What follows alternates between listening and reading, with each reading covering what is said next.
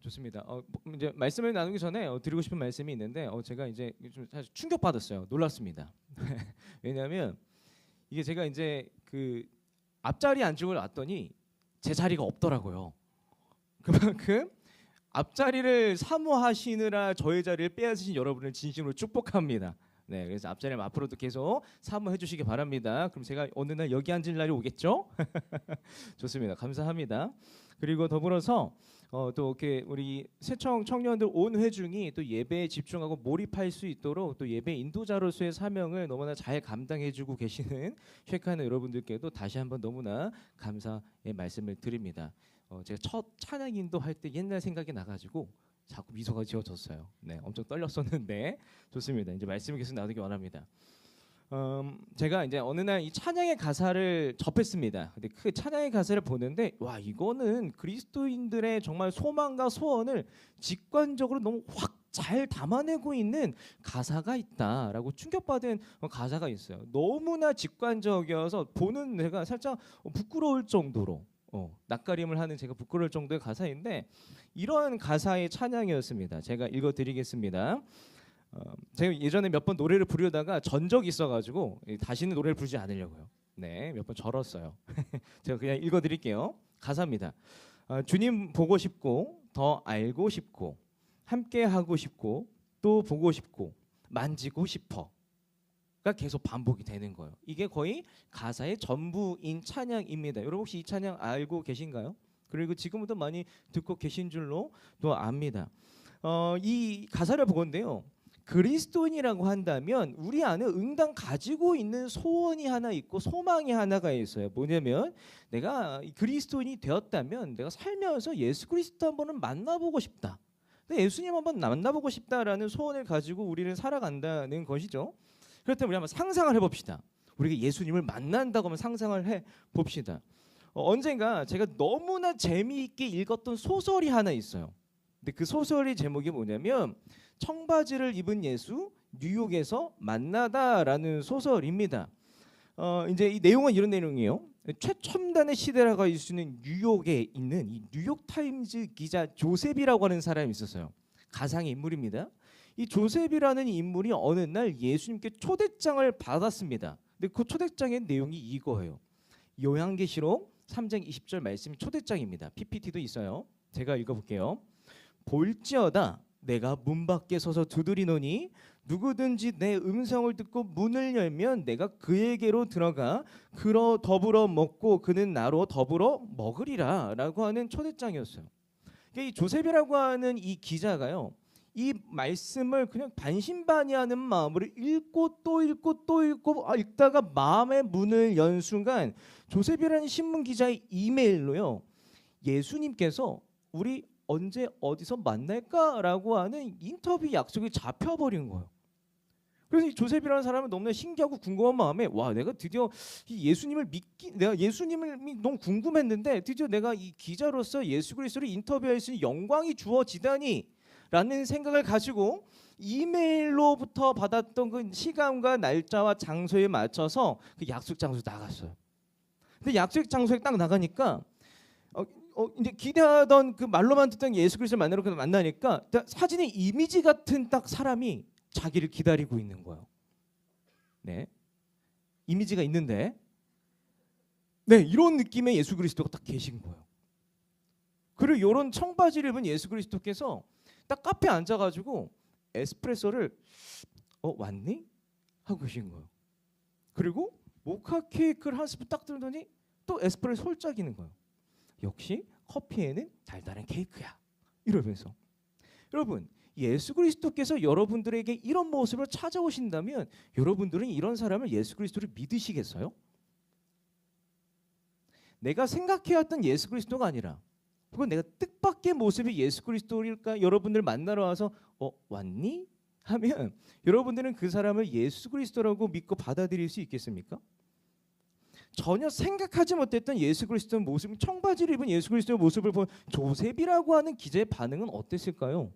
당혹스럽지 않았겠어요? 이게 진짜 예수야? 의심하지 않았겠어요? 시청자 여러분, 여러분도요 예수 그리스도를 너무 만나고 싶지 않으십니까?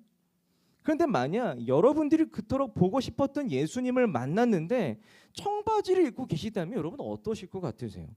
혹은 예수님을 만났는데 뜻밖의 예상 밖의 모습이라면 여러분들은 그분을 예수님으로서 환대하시겠습니까? 부담스러워하시겠습니까? 기뻐하시겠습니까? 의심하시겠습니까? 영접하시겠습니까? 거절하시겠습니까?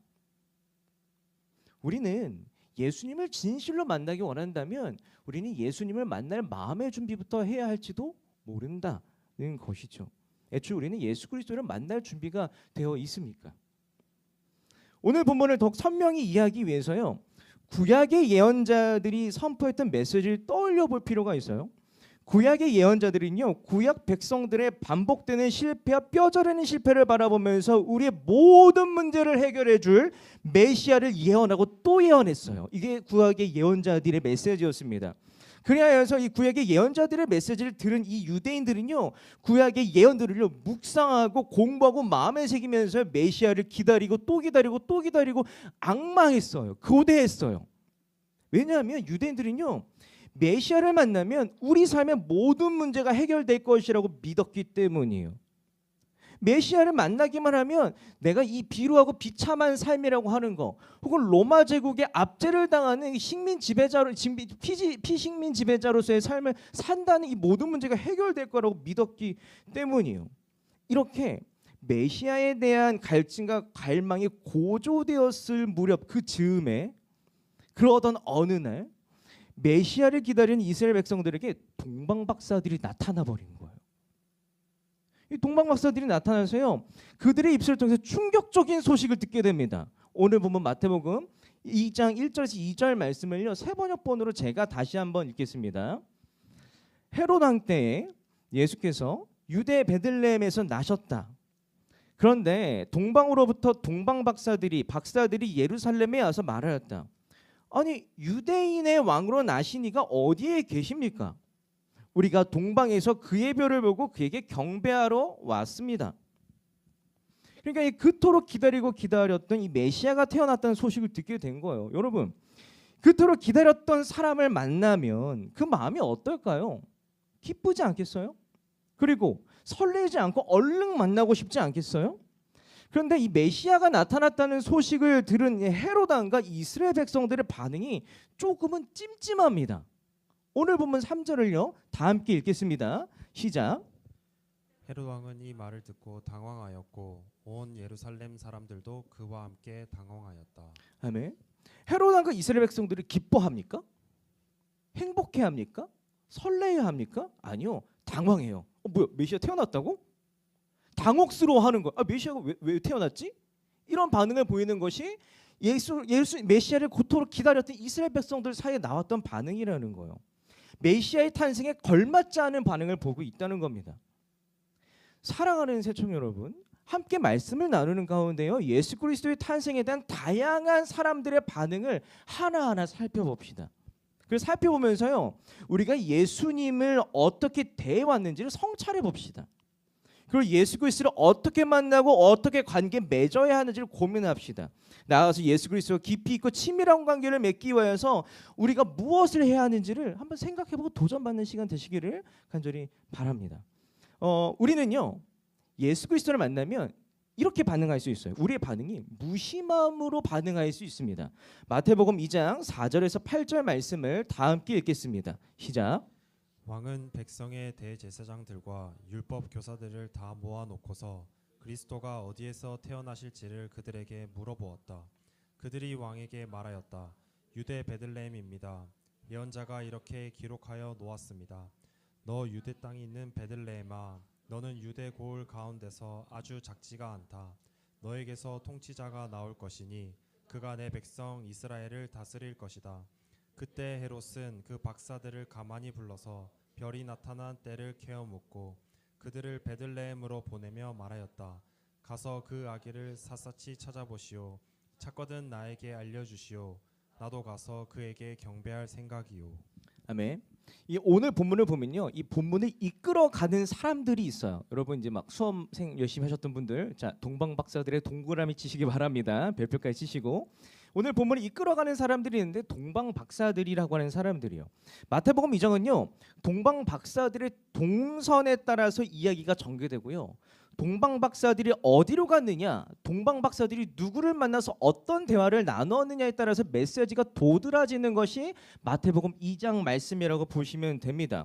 그래서 우리는 오늘 본문을 제대로 이해하기 위해서 동방박사들이 어떤 사람이었는가에 대해서 좀 생각할 필요가 있는데, 동방박사들은요, 간단하게 생각해 보면 이스라엘 동쪽에서 온 고귀한 신분의 사람들이 동방박사들이라고 말할 수 있어요. 근데 특별히 이 사람들이 어떤 박사들인가 생각해 보면 이렇게 생각할 수 있는데, 이 동쪽에서요, 예루살렘에 올 때 그 길을 찾은 방법이 있어요. 뭘까요? 맞아요, 별자리예요, 별자리. 그러니까 동방박사들은 어떤 사람들이냐면 그 당시에는 이 별자리가 과학이었거든요. 그 당시에는 별자리를 보고 이 데이터를 쌓아서 어떤 이 객관적인 결론을 도출하는 과학이었어요. 근데 그런 점성술에 능통한 사람들이었다라고 말할 수 있는 거예요. 그러니까 다니엘이 살았던 점성에 능한 사람들이었는데, 다니엘이 살았던 바벨론 페르시아 지역의 사람들이었다고 말할 수가 있어요. 그들이 출신지라고 말할 수 있는데, 다니엘서 4장 6절에서 7절을 제가 한번 읽어볼게요. 그래서 나는 그 꿈의 해몽을 들어보려고 바빌론의 모든 지혜자를 다 내 앞으로 불러오도록 명령을 내렸다. 마술사들과 주술가들과 점성가들과 점쟁이들이 나에게로 왔을 때 내가 그들에게 꿈 이야기를 하였으나 그들은 나에게 그 꿈을 해몽해 주지 못하였다. 그러니까 다니엘이 살았던 지역이 점성술로 진짜 유명한 지역이었어요. 근데 그 지역이 우리는 바빌론 페르시아 지역이라고 말할 수 있다는 거예요. 근데 여기서요, 그들이 동방박사 어디서 왔는지는 구체적인 지명은 중요하지 않습니다. 다만 그들이 바벨론 페르시아 지역에서부터 메시아를 만나기 위해서 온 거리를 아는 것이 더 중요해요. 바벨론 페르시아 지역과 예루살렘 거리가요, 어느 정도 될까요? 헤아릴 수 없을 만큼 먼 거리였어요. 누군가는 수천 마일이라고 얘기를 하고 있는데, 수천 킬로미터에 해당되는 거리가 그 바벨론 페르시아 지역과 예루살렘 사이의 거리라고 말한다는 거예요. 그러니까 다시 말해서 동방박사들은요, 수천 킬로미터를 건너고 헤아리고 넘어내서 머나먼 여정, 피곤한 여정 끝에 메시아를 만나고 하는 그 간절한 마음으로 머나먼 여정을 감당했다라는 것을 우리가 알 수 있다는 거예요. 동방박사들은요, 메시아를 찾고자 하는 간절함이 있었던 사람들이었습니다. 그런데 오늘 본문 속에 이 메시아의 등장에 이 간절한 동방박사들이랑 좀 다른 모습을 보이는 사람들이 드러나 보여요. 바로 헤롯 왕이랑 대제사장들이랑 율법 교사들이 그런 사람들입니다. 이 동방박사를 찾아와서요, 헤롯 왕에게 이렇게 얘기하는 거예요. 아니, 이 메시아가 태어났다고 하는데 그 메시아 어디에 계십니까? 라고 묻자 헤롯 왕은요, 당황한 것 플러스 알파로 하나님의 말씀과 예언에 정통한 대제사장들과 율법학자들을 불러 모아요. 그래서 그들에게 얘기를 하는 거예요. 아니, 저기 동방박사들이 메시아 태어났다는데 너는 혹시 어디서 태어날지 알고 있니? 물어봅니다. 그때 이제 그 사람들이 본인이 어렸을 때부터 공부해온 그 알고 있는 모든 지식들을 동원해서 쭈르르르 얽습니다. 능숙하게 미가서 5장 2절 말씀을 얘기하고 있는 거예요. 미가 선지자가 과거에 베들레헴 에브라다야라고 해서 얘기했었는데, 저기 우리 동네에서 8km 정도 떨어져 있는 베들레헴에서 태어난다는데요? 라고 얘기를 한 거예요. 그러자마자 헤롯 왕이 뭐라 그러냐면, 아니 동방박사들아, 우리가 알고 있는 지식을 종합해 보니까 그 메시아라고 하는 친구가 베들레헴에서 태어났는데 우리 동네에서 8km 정도 떨어져 있대라고 이야기를 해줘요. 근데 여기서 중요한 대조가 드러납니다. 뭐냐면 8절에서 이렇게 얘기하고 있는데, 그들을 베들레헴으로 보내며 헤롯 왕이 그들을 베들레헴으로 보내며 말하였다. 가서 그 아기를 샅샅이 찾아보시오. 찾거든 나에게 알려주시오. 나도 가서 그에게 경배할 생각이요. 뭔가 좀 이상하지 않나요? 그토록 기다리던 메시아가 태어났다고 하는데 직접 찾아가지 않는 거예요. 직접 찾아가지 않고, 아니 저기 나타났는데 혹시 태어났으면 알려주세요 라고 얘기하고 있는 거예요. 심지어 말씀드린 것처럼 예루살렘과 베들레헴 사이의 거리가 8km 정도밖에 안 된다는 거예요. 여러분 8km 정도가 어느 정도 거리일까요? 번동제일교회 기준으로 8km를 가면 뭐가 있을까요? 네, 알고 계신 분 계시지만 한 종로 3 제가 이제 궁금해서 찾아봤어요. 번동제일교회 기준으로 한 종로 3가까지 거리가 8km 정도 된대요. 그러니까 우리가 수세기 동안 기다리고 갈망하고 찾아왔던 메시아를 만나기 위해서 8km조차도 움직이지도 않았던 것이 이스라엘 백성들이 영적 상태였다는 걸 우리가 알 수 있다는 거예요. 동방 박사들과 헤롯 왕 사이에 너무나 큰 대조와 큰 차이점이 보입니다. 동방 박사들은 메시아를 찾고자 만나고자 하는 간절한 마음으로 수천 킬로미터를 움직였습니다. 그런데 헤롯 왕과 이스라엘 백성들은요, 자기 동네에서도 예수님을 만나러 움직이지 않는 것이 그들의 영적 상태였다라는 거예요. 그리고 결국 동방 박사들은 예수 그리스도를 만납니다. 그런데 헤롯 왕은 예수 그리스도를 만나지 못합니다. 동방 박사들과 헤롯 왕을 보건대 어떤 이들이 예수 그리스도를 만날까요? 어떤 사람들이 예수 그리스도와 친밀한 교제를 누릴 수 있을까요? 거리와 상관없어요. 지식과 상관없고요. 알고자 하는 마음, 찾고자 하는 마음, 간절한 마음이 있어야 예수 그리스도를 만날 수 있다는 것을 이 차이의 대조를 통해서 우리가 발견할 수 있다는 거죠. 그러므로 사랑하는 새청 여러분, 2025년 여러분들 마음 안에요, 수많은 기도 제목들이 있을 거예요. 제가 매년 기도 제목을 묻고 들을 건데 이런 기도들이 정말 많아요. 2025년에는 예수님과 친밀하게 동행하는 삶을 살고 싶어요. 여러분 혹시 이런 기도 제목 지금 품고 계신 분들 한 절반 이상은 될걸요? 여러분들이 진정으로 예수 그리스도를 만나고 그들과 친밀한 교제와 동행하고 싶으시다면 예수 그리스도 알기를 찾기를 멈춤없이 끊임없이 하는 2025년을 보내시기 바랍니다. 신앙생활 하다 보면 의아한 것이 하나가 있어요. 뭐냐면 신앙생활 10년, 20년 한 청년들보다 이제 막 초신자가 된 사람들의 눈빛이 살아있다라는 거예요. 20년, 30년 한 사람보다 이제 막 와, 예수님이 이런 사람이었어? 예수님 괜찮으신 분이신데?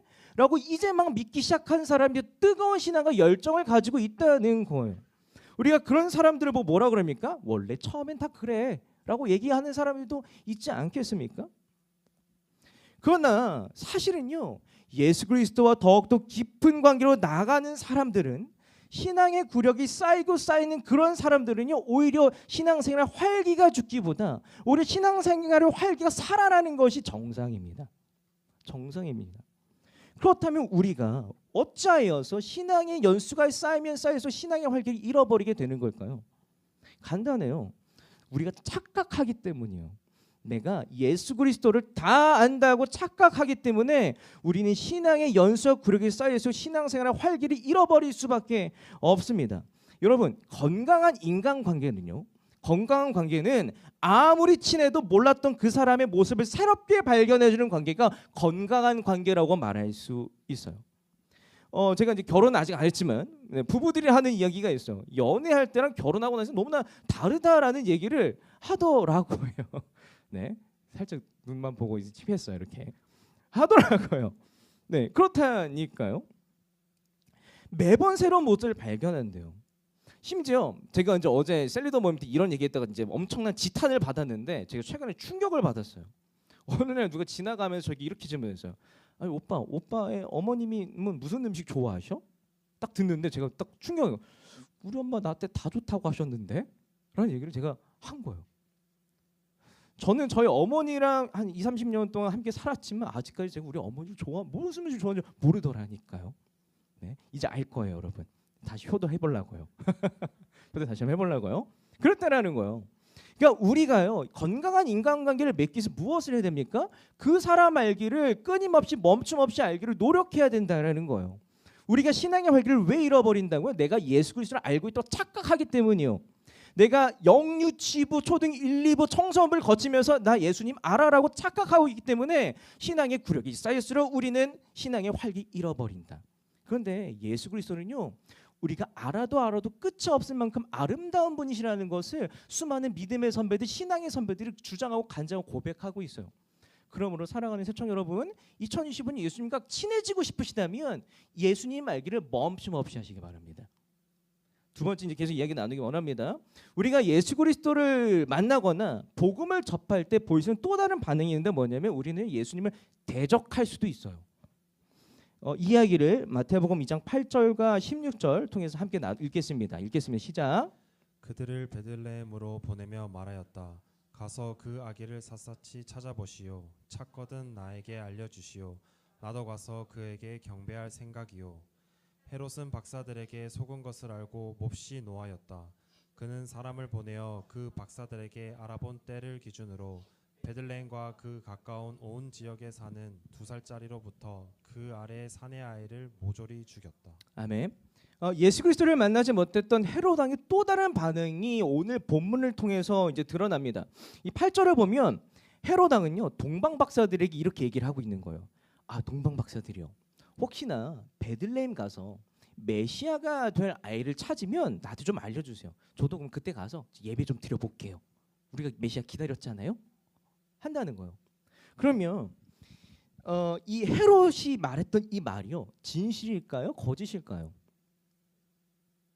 대놓고 거짓말이었습니다. 왜냐하면 헤롯 왕은요 동방 박사들이 그 지역을 벗어난 이후 메시아를 대적하고 메시아의 싹을 없애기 위해서 베들레헴뿐만 아니라 베들레헴과 가까운 지역의 2살 이하의 사내 아이를 모조리 죽여버리기 때문입니다. 헤롯 왕은요 철저히 메시아를 대적했던 사람이었어요. 납득이 가지 않죠. 왜냐하면 유대인들은요 메시아 구원자를 기다렸거든요. 헤롯 왕은 어찌하여서 메시아를 대적하고 메시아의 싹을 없애버리려고 했단 말입니까? 이것이 상식적으로 말이 됩니까? 헤롯 왕이 메시아를 대적했던 이유를 알기 원한다면 우리는 헤롯 왕의 출신에 대해서 좀 생각할 필요가 있습니다. 헤롯 왕의 출신에 대해서. 사실 헤롯 왕은요 유대인들이 보기에 왕의 자격이 없는 사람이었어요. 왕의 자격이 없는 사람이었어요. 일단 헤롯은요 왕족이라고 할 수 있는 유다 지파가 아니었습니다. 또한 그리고 나서 헤롯은요 애초에 야곱의 후손이 아니었어요. 야곱이 아니라 야곱의 형 에서의 후손이었어요. 에서의 후손이었습니다. 그러면 그가 어떻게 왕이 되었을까 궁금하지 않습니까? 이제 헤롯 왕은 어떤 사람이었냐면 진짜 정치를 진짜 잘했던 사람이었던 것 같아요.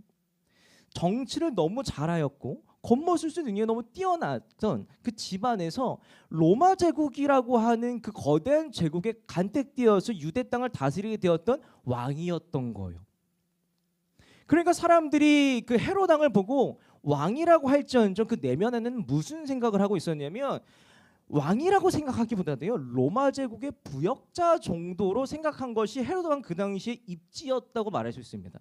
그러니까 헤롯 왕은요 나의 왕의 자리를 지키기 위해서는 부단히 노력했어야 되는 사람이었어요. 자신의 지위를 지키고요 자신의 이 지위를 인정하지 않는 사람들을 위해서요 인기를 추구하는 정책을 그려갈 수밖에 없었던 것이 헤롯 왕의 상황이었습니다. 자신의 정당성을 어떻게든 확보하기 위해서 부단히 애썼던 사람이 헤롯 왕이었던 거예요. 그런 헤롯 왕에게 동방 박사들이 나타나서 약속되었던 메시아가 베들레헴에 태어났다라는 이 소식이 헤롯 왕에게 어떻게 다가왔겠습니까? 심지어 그 약속된 메시아가요 변변치 않은 출시 성분을 가지고 있는 나와는 달리 유다 지파래요. 왕족이래요. 헤롯 왕은 어떻게 받아들였겠습니까? 헤롯은요 안 그래도 불안한데 더 불안하지 않았겠어요? 유대 백성들이 메시아를 기다리고 있는 것을 뻔히 알고 있는데 메시아가 나타났다는 소식은요 자신의 입지와 인기와 생존을 너무나 위협하는 이야기가 아니었겠습니까?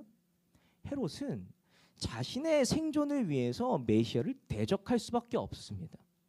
내가 먹고 살아야 되잖아요. 메시아를 대적할 수밖에 없었습니다. 그리고 잔인무도하게 베들레헴과 베들레헴 주변의 아기들을 학살할 수밖에 없었던 것이죠. 헤롯은 어떤 사람입니까? 철저히 자기 중심적인 사람이었어요. 자신의 자아를 보존하기 위해서 메시아를 대적하고 거절할 수 있는 자기 중심적인 사람이었어요. 예수 그리스도를 향한 헤롯의 반응은 무엇입니까? 대적과 거절이었습니다. 대적과 거절이었습니다. 예수 그리스도를 왜 대적하고 왜 거절했습니까? 거짓자의 뿌리 내린 자기 중심성, 거짓자의 뿌리 내린 자기 중심성 때문이었습니다. 그러므로 시청자 여러분, 2025년 예수 그리스도와 깊고 친밀한 관계를 맺기 원하십니까? 그렇다면 2025년 한 해를요, 나의 중심을 나의 거짓자가 아니라 예수 그리스도로 다시 세우는 2025년 보내시길 바랍니다. 나의 거짓자보다고요, 예수 그리스도께서 우선순위일 때 우리는 예수 그리스도와 친해질 수밖에 없습니다. 그렇다면 딱 이제 딱 얘기를 듣는데, 나 그래도 솔직한 편인데, 나 거짓 가면 같은 거 쓴 적 없는데라고 생각하시는 분 계실 수도 있어요. 이제 그런 분들을 위해서 제가 이제 분별할 수 있는 질문 세 가지를 한번 드려볼게요. 어떤 사람들이 이제 거짓자를 쓴 사람들을 말할 수 있냐면, 어떤 사람들은요, 인생을 살아가는데 내가 하는 것이 곧 나다라고 생각하는 사람들은 거짓자로 인생을 살아가고 있을 가능성이 높습니다. 내가 하는 것이 곧 나다라는 것은 뭐냐면, 나의 성취와 승리와 그러니까 이런 것들이 어떻게 보면 나라고 하는 사람의 특별한 존재를 만들어준다라고 중독되어 있는 사람들이 거짓자를 쓰는 사람들이죠. 또 두 번째 질문이 있습니다. 내가 가진 것이 곧 나다, 내가 가진 것이 곧 나다라고 생각하는 사람들, 소유를 추구하며 살아가는 사람들은 어쩌면 거짓자와 가면을 쓰고 살아가고 있을 가능성이 높다는 거예요. 또 어떤 사람들이냐면, 사람들이 생각하는 것이 곧 나다, 사람들이 나를 좋아하는가 좋아하지 않은가, 내가 인기가 있는가 없는가를 추구하며 살아가는 사람들, 어쩌면 거짓자를 가지고 살아가는 사람들일 수 있다는 거예요. 여러분들은 이 세 가지 유형의 거짓자들 가운데에 어떤 유형에 해당되십니까? 혹은 김성림이 세 가지 중에 뭘 해당될까요? 궁금하신 분들은 개인적으로 카톡으로 한번 정답을 보내주세요. 하지 마세요. 바로 움직이지 마세요. 창피하니까. 좋아요. 여러분들 어떤 거짓자를 쓰고 살아가십니까? 특별한 존재가 되기 위하여서 예수님보다 더 추구하면서 살아가는 것이 있다면 그것이 거짓자입니다. 이것들을 내려놓을 때 우리는 그제서 예수님을 만나고 깊이 있고 치밀한 관계를 맺을 수 있다는 것이죠. 왜냐하면 예수님은 우리가 성과와 소유와 인기를 추구하지 않아도 충분하다고 말씀하시는 분이세요. 그런 예수님을 두고 예수님 외에 플러스 알파를 추구한다면 그 알파가 여러분들을 거짓자이기 때문이에요. 알파가 예수님보다 위에 있기 때문이에요. 그런 관계 가운데 우리가 있으니까 어떻게 친해질 수 있느냐는 것이죠. 그러므로 여러분, 예수님을 놓치지 마십시오. 거짓 가면을 벗어내십시오. 그리고 예수님의 사랑의 뿌리를 내리는 삶을 살아가십시오. 그제서 여러분 예수님을 알고 만납니다. 네, 마지막 이야기를 좀 나누기 원합니다. 우리가 이제 예수님과 또 복음을 접하면요, 예배함으로 반응할 수 있어요. 마태복음 2장 9절에서 12절 말씀을 함께 읽겠습니다. 시작. 그들은 왕의 말을 듣고 떠났다. 그런데 동방에서 본 그 별이 그들 앞에 나타나서 그들을 인도해 가다가 아기가 있는 곳에 이르러서 그 위에 멈추었다. 그들은 그 별을 보고 무척이나 크게 기뻐하였다. 그들은 그 집에 들어가서 아기가 그의 어머니 마리아와 함께 있는 것을 보고 엎드려서 그에게 경배하였다. 그리고 그들의 보물 상자를 열어서 아기에게 황금과 유향과 몰약을 예물로 드렸다. 그리고 그들은 꿈에 헤롯에게 돌아가지 말라는 지시를 받아 다른 길로 자기 나라에 돌아갔다. 아멘. 이제 다시 동방 박사들에게로 우리의 시선을 또 옮겨 봅시다. 다시 옮겨 봅시다. 그렇다면 이 동방 박사들은요, 그토록 찾아서 헤매이던 메시아 아기 예수님을 바라보면서요, 어떤 반응을 보였을까요? 일단은 엎드려서 경배했어요. 그리고 뒤이어서 그 아기 예수님께, 메시아라고 불리는 그 조그만 아기 예수님께 황금과 유향과 몰약이라고 하는 그 예물을 바쳤습니다. 동방 박사들은요, 그 아기를 바라보면서 이 아이가 뭐 세상을 구원한다고 괄시하거나 무시하지 아니하였습니다. 대적하지 아니하였어요. 그리고 그 별개로 합당한 반응을 보였던 것이죠. 그리고 합당한 경배와 예배를 드린 것이 동방 박사들이었습니다. 그러니까 이제 메시아를 간절히 찾아 헤매이던 동방 박사들은 메시아를 만납니다. 그리고 그 메시아를 예배했어요. 그런데 이 지점에서요, 우리는 동방 박사들이 드렸던 예배에 대해서 조금 더 깊이 주목해 볼 필요가 있습니다. 동방 박사들은 어찌하여서요, 아기 예수를 바라보며 괄시하고 무시한 것이 아니라 아기 예수를 경배하고 예배할 수 있었을까요? 동방 박사들은 메시아를 정확히 볼 줄 아는 사람이었습니다. 메시아가 어떤 사람들이 정확히 이해하고 있는 사람들이 동방박사들이었어요. 조금 더 깊은 이해로 나아가기 위해서 동방박사들이 예수님을 만나기 이전에 사전에 준비하였던, 미리 준비하였던 그 예물들을 하나하나 살펴볼 필요가 있어요. 그리고 그 예물들을 하나하나 살펴보아야 그 동방박사들이 예수님을 어떻게 인식하고 인지하고 인정했는지 우리가 헤아릴 수 있다는 것이죠. 동방박사들은 제일 먼저 아기 예수님께 황금을 드립니다. 황금은 어떤 것일까요? 어떤 사람들에게 주는 것이 황금일까요? 시편 72편 15절 함께 읽겠습니다. 시작. 이러한 왕은 만수무강할 것이다. 그는 아라비아의 황금도 예물로 받을 것이다. 그를 위하여 드리는 기도가 그치지 않고 그를 위하여 비는 복이 늘 계속될 것이다. 아멘. 황금은 누가 받는 거라고요? 왕이에요. 그러니까 동방박사들은 아기 예수를 보면서 뭘 했냐면 황금을 바치면서요, 아기 예수를 향해 당신은 왕이십니다 하고 인정한 거예요. 나아갑시다. 유향을 이번에 바칩니다. 동방박사들은 아기 예수께 유향을 드리는데 유향은 어떤 사람들이 받을 수 있는 것일까요? 이사야서 60장 6절 말씀을요, 제가 읽겠습니다. 많은 낙타들이 너의 땅을 덮을 것이며 미디안과 에바의 어린 낙타가 너희 땅을 뒤덮을 것이다. 스바의 모든 사람들이 금과 유향을 가지고 와서 주님께서 하신 일을 찬양할 것이다. 유향은 어떤 존재가 받는 거라고요?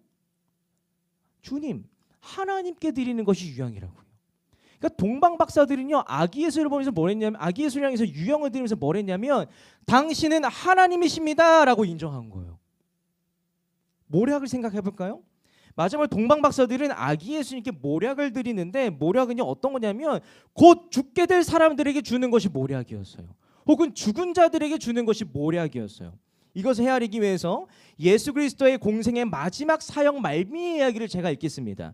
요한복음 19장 39절 40절 말씀입니다. 또 전에 예수를 밤중에 찾아갔던 니고데모도 모략에 침향을 섞은 것을 100근쯤 가지고 왔다. 그들은 예수의 시신을 모셔다가 유대 사람의 장례 풍속대로 향료와 함께 삼배로 감았다.